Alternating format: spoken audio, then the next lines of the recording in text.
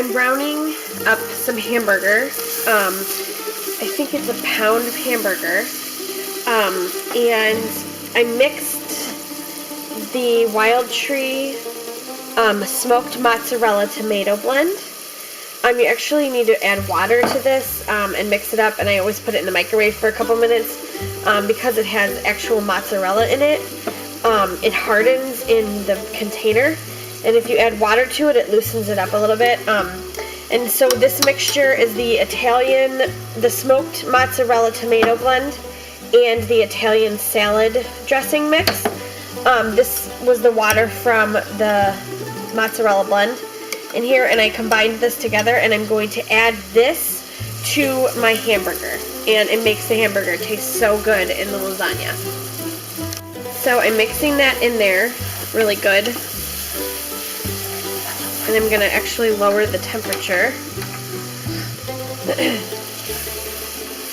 and let it just kind of marinate in there a little bit. It makes the hamburger taste so yummy mixed with the sauce. I actually use the stovetop lasagna from Wild Tree, but I'm actually out of that, so I'm just going to go with my Ragu sauces to mix with the hamburger on this one. So while I'm bringing my water to a boil for my lasagna noodles, I am letting my meat stay on low, and it's just kind of marinating that seasoning into the ground beef. So in a separate saucepan, I have my Ragu Traditional. I mainly buy the Ragu Traditional just because I think it's a little bit sweeter than the off-brands and the Prego. And I actually really like the Traditional. I don't like added stuff in my sauces because I add sort of my own seasoning blends. So I have that in a regular saucepan, and I'm actually going to add Alfredo sauce to that. I'm using actually the Kroger brand, which is our grocery store here, their creamy Alfredo sauce, but you could use any creamy Alfredo sauce. I actually do not think that this tastes like any restaurant Alfredo sauce. In fact, I have not bought one store's Alfredo sauce that tastes, comparable to Olive Garden or any other Italian restaurant. It just tastes kind of like a cheese sauce rather than like that buttery Alfredo sauce.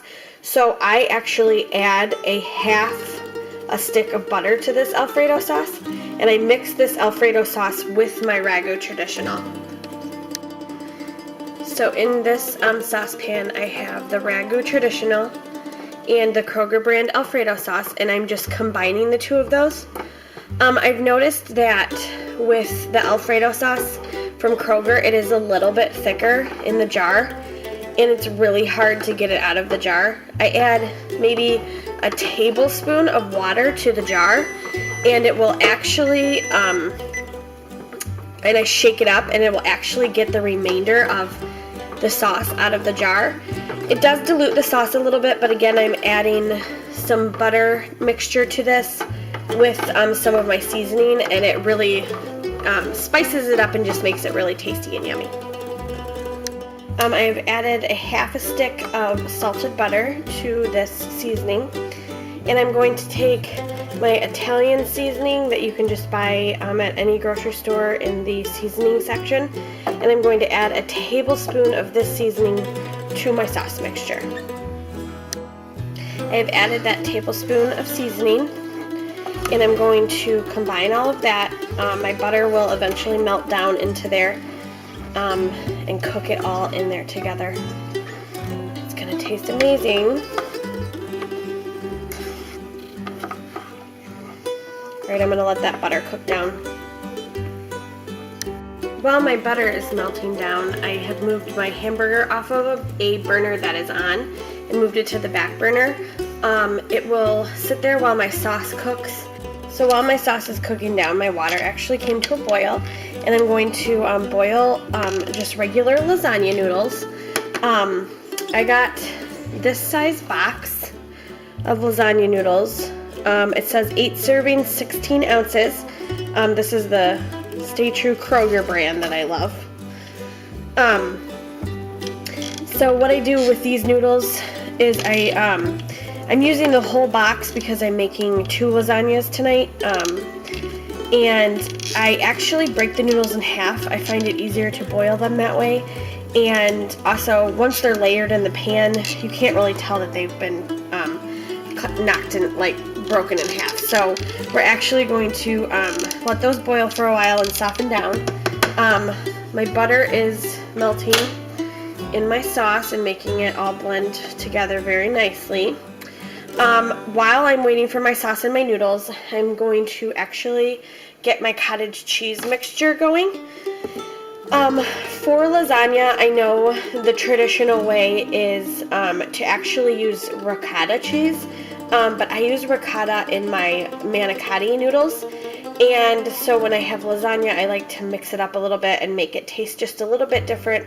And the cottage cheese gives it just a little bit of a sweeter taste that I like with my lasagna. I'm going to actually take that Italian seasoning mixture again, and I'm going to put a tablespoon of that Italian seasoning into the cottage cheese mixture. And I'm going to add 2 eggs to the cottage cheese Italian seasoning mixture. I'm going to go ahead and mix all of that together.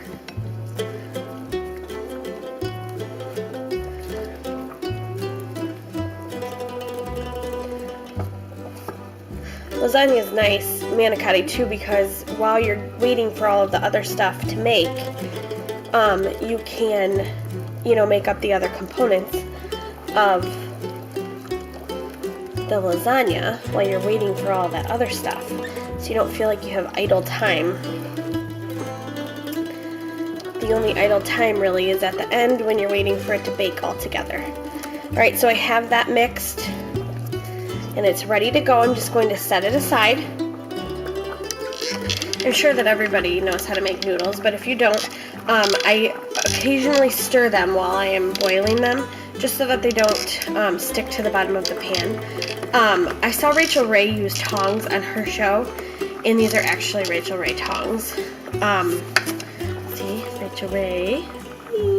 And I love the tong situation for the noodles because you can just kind of grab the ones from the bottom and sort of flop them on the top so that they're all getting a little fair bath. A lot of people season the water once it boils,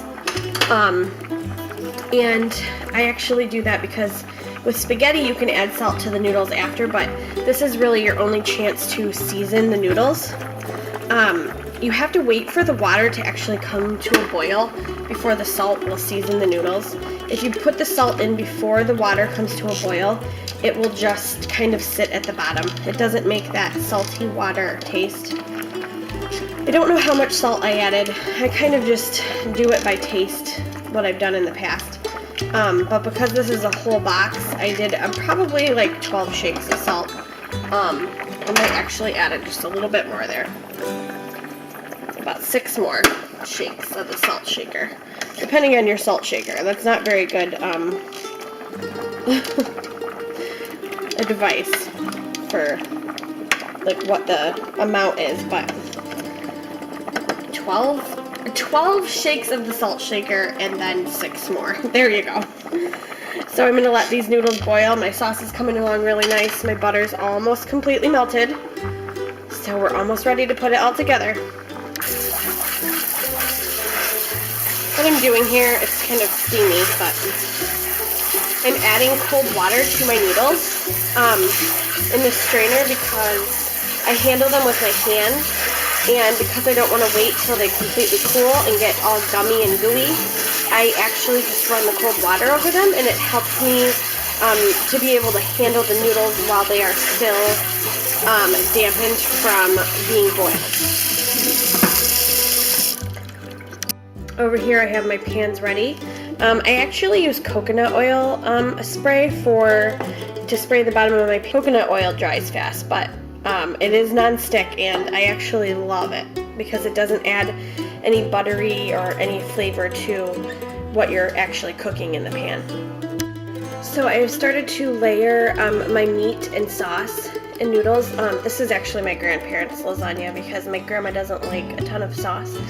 so I actually put less sauce in there. But I started a layer of the hamburger on the bottom and just kind of spread it out. You're going to have holes in the bottom. It's not going to fill the entire layer. So I just kind of spread the meat around and then pour the sauce over it. Now I have my lasagna noodles over top of that bottom layer of meat and sauce. And I put 2 heaping spoonfuls of the cottage cheese mixture on top of the noodles.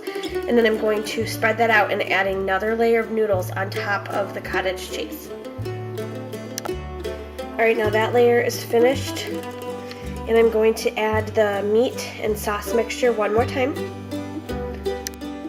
As you can see, I'm just kind of spreading the meat along the noodles so that there aren't just huge chunks of it everywhere. And I'm going to add the sauce over top of this. Now, because my grandma doesn't like that much sauce, this is what the full lasagna will look like with the sauce in it.